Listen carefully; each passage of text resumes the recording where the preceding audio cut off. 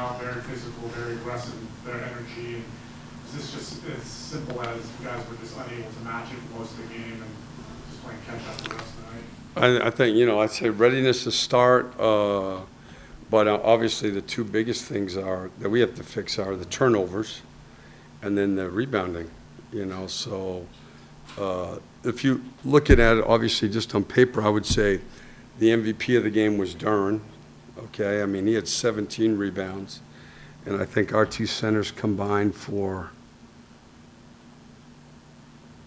7, okay? And then the other part was their bench play.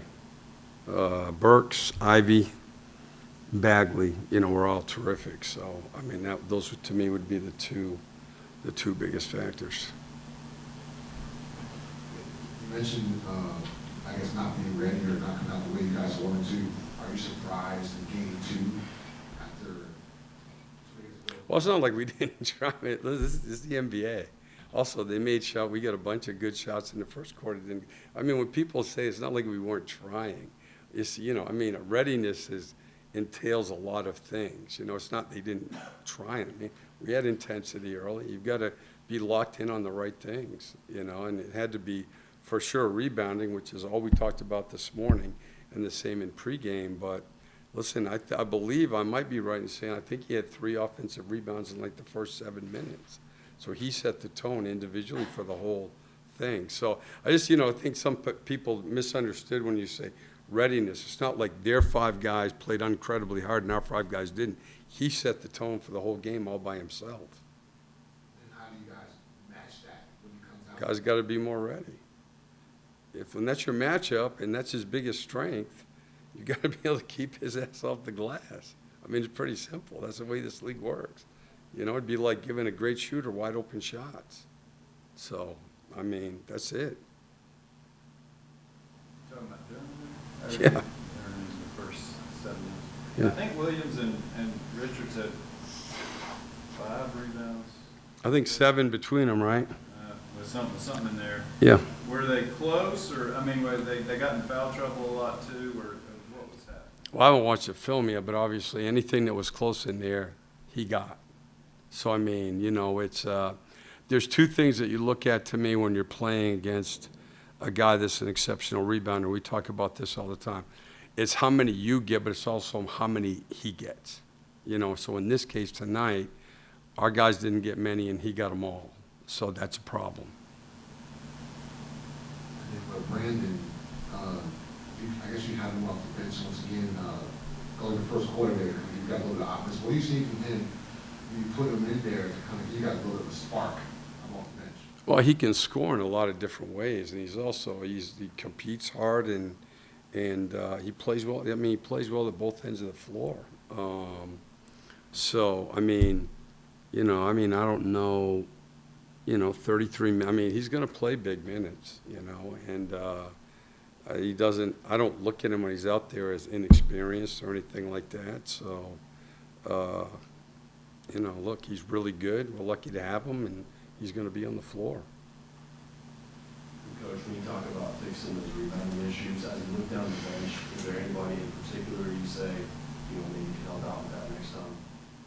Well, we only have 2 centers, and they both played.